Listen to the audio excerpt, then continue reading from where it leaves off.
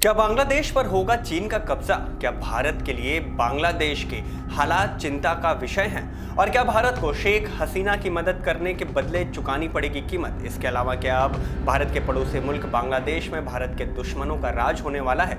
ये वो तमाम सवाल हैं जो बीते कुछ घंटों से लगातार उन सभी के मन में आ रहे होंगे जो भी बांग्लादेश में हो रही तख्ता पलट और तबाही को देख रहा होगा।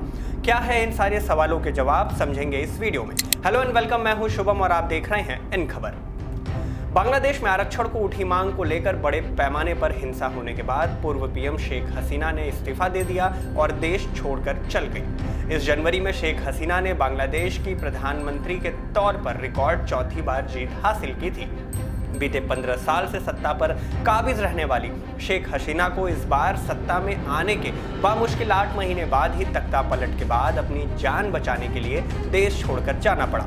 अब ऐसे में बांग्लादेश किसके हाथ में है? कौन इस पर राज करेगा और कौन इसे मदद देगा? क्या शेख हसीना की वजह से चीन, जो अब तक दबे सुर में बांग्लादेश में इंडिया आउट कैंपेन जैसे भारत विरोधी आंदोलनों को हवा दे रहा था और आरोपी था इन सबको करने का, क्या अब वो अपनी आवाज खुलकर सामने लाएगा? अब ऐसा हम क्यों कह रहे हैं, उसे समझने के लिए आपको बांग्लादेश की राजनीति को थोड़ा ही सही पर समझना पड़ेगा। देखिए, भारत के पड़ोसी देश बांग्लादेश में 3 राजनीतिक पार्टियों को प्रमुख तौर पर देखा जाता है। पहला है बांग्लादेश अवामी लीग, जिसकी वर्तमान में बांग्लादेश में सरकार रही, जिसका अब तख्ता पलट हो गया। दूसरी है जातीय पार्टी इरशाद और तीसरी है बांग्लादेश नेशनलिस्ट पार्टी यानी बीएनपी। बीते 8 महीनों से बांग्लादेश में अवामी लीग की सरकार थी और पीएम रही शेख हसीना, जो साल 1981 से पार्टी का नेतृत्व कर रही थी। वहीं दूसरी तरफ विपक्ष में है बांग्लादेश नेशनलिस्ट पार्टी, जिसके लीडर हैं खालिद जिया। वही खालिदा जो बीते दिनों से अपने दल के नेताओं के साथ बांग्लादेश में भारत के विरोध में कैंपेनिंग कर रही थी। कैंपेनिंग कैसी? कैंपेनिंग इंडिया आउट मुहिम की। अब क्योंकि बीएनपी जो इस इंडिया आउट कैंपेन की प्रमुख कर्ता धर्ता रही, माना जा रहा है कि उसका झुकाव पाकिस्तान और चीन की ओर हमेशा से ही ज्यादा रहा और यही वजह है कि वो भारत और हमेशा से भारत के पक्ष में रहने वाली शेख हसीना के विरोध में रही हैं।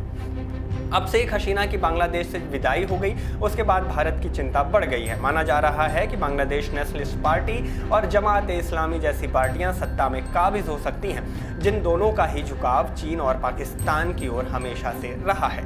अब बांग्लादेश को कैसे शिकार ये चीन बना रहा है, इसको समझते हैं। देखिए, भारत के पड़ोसी देशों को धीरे धीरे चीन अपना शिकार बना रहा है। तमाम मीडिया रिपोर्ट्स में और कई रिपोर्ट्स में इस बात का खुलासा भी किया गया। पाकिस्तान, श्रीलंका, मालदीव के बाद चीन का अगला शिकार बांग्लादेश है। वो बड़े पैमाने पर बांग्लादेश में इन्वेस्टमेंट कर रहा है। इसके अलावा हथियारों को भी बेच रहा है। कई मीडिया रिपोर्ट्स में इसका जिक्र भी किया गया कि बांग्लादेश को हथियार बेचने वालों में चीन नंबर 1 पर है। इसके अलावा वो बांग्लादेश को लगातार कर्ज भी दे रहा है। Rail, highway, power project, shipping में इन्वेस्टमेंट के नाम पर चीन लगातार बांग्लादेश को कर्ज में डुबा रहा है। एक रिपोर्ट के मुताबिक बांग्लादेश के 27 प्रोजेक्ट के लिए $20 बिलियन का कर्ज दिया गया। इसके अलावा 8 चीन बांग्लादेश फ्रेंडशिप ब्रिज के लिए भी अरबों डॉलर कर्ज दिया गया। ढाका अशुलिया एलिवेटेड एक्सप्रेसवे के लिए भी चीन ने बांग्लादेश से $1300 मिलियन से ज़्यादा का कर्ज लिया। मतलब कि बांग्लादेश अब पूरी तरह से चीन के कर्ज के तले दबता जा रहा है। अब सवाल ये भी उठता है कि बांग्लादेश पर कब्जा करने से चीन को क्या फायदा होगा। देखिए, चीन ने बांग्लादेश के प्यारा पोर्ट को डेवलप करने के लिए एक कॉन्ट्रैक्ट किया है, ठीक वैसे ही जैसे पाकिस्तान के ग्वादर पोर्ट और श्रीलंका के हबनटोट पोर्ट को विकसित यानी डेवलप करने के लिए कॉन्ट्रैक्ट किया गया था। ग्वादर चीन के कब्जे में है। श्रीलंका को भारी कर्ज देकर उसके बहाने चीन हबनटोटा पोर्ट को भी 99 साल की लीज पर ले चुका है। भारत के पड़ोसी देशों में सिर्फ बांग्लादेश का प्यारा पोर्ट और चिटगांव पोर्ट ही बचा था। इन 2 बंदरगाहों पर कब्जा करने के बाद एशिया में भारत को छोड़कर एशिया के ज्यादातर देशों के बंदरगाहों पर चीन का प्रभुत्व यानी कि उसकी ताकत होगी। ऐसे में चीन भारत पर दबाव बना सकेगा और पश्चिमी देशों के साथ भी सौदेबाजी कर पाएगा। तो ये कुछ तमाम वो मुद्दे थे जिनको लेकर के चीन बांग्लादेश को लगातार कर्ज देता आ रहा है और उस पर अपना दबाव बनाता जा रहा है। वहीं दूसरी तरफ जो बांग्लादेश की पार्टी है, जो शेख हसीना के विरोध में रही है, वो अब चीन और पाकिस्तान के डायरेक्ट कॉन्टैक्ट में आ सकती है। ऐसी बातें तमाम मीडिया रिपोर्ट्स में कही जा रही हैं। वैसे आप इस पूरे मुद्दे पर क्या सोचते हैं, कमेंट सेक्शन में हमें ज़रूर बताएं। वीडियो अगर पसंद आई हो तो इसे लाइक करें, शेयर करें और ऐसी ही वीडियोस को देखने के लिए इन खबर को सब्सक्राइब ज़रूर कर लें।